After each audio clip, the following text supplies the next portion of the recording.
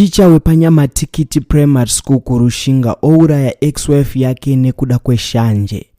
Ndinokugamuchirai zvakare pano paZim Witness TV patinokupai nyaya dzakasiyana-siyana dziri kuitika munyika.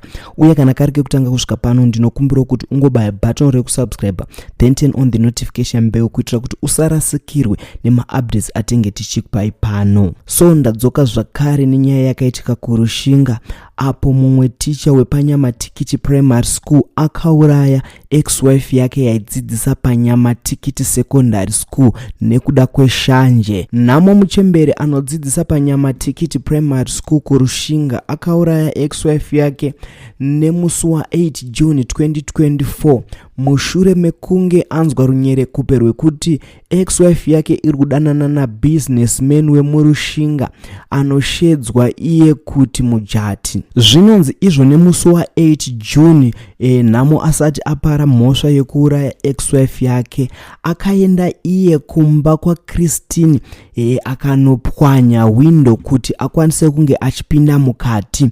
Zvinonzi namo ava mukati memba iyi akatora demo ndokutanga kutema Christine nedemo mumusoro dzamara Christina asvika pakufa. Zvinonzi namo aona kuti auraya ex-wife yake akaenda ega kumapurisa kunotaura kuti akange auraya munhu. Zvinonzi izvo namo naChristine vaitova nevana vese asi vainge varambana. So ini mubvunzo wangu uri pakuti ko kana marambana kuchengerana kwava kwei? So muri Zimbabwe ngatibatane mucomment section muchitiudzawo mafungiro nemaonero enyu panyaya iyi yekuti vanhu vanenge vatorambana vasiyana asi pane mumwe anozoramba achiita shanje dzinozosvika idzo pakuuraya munhu.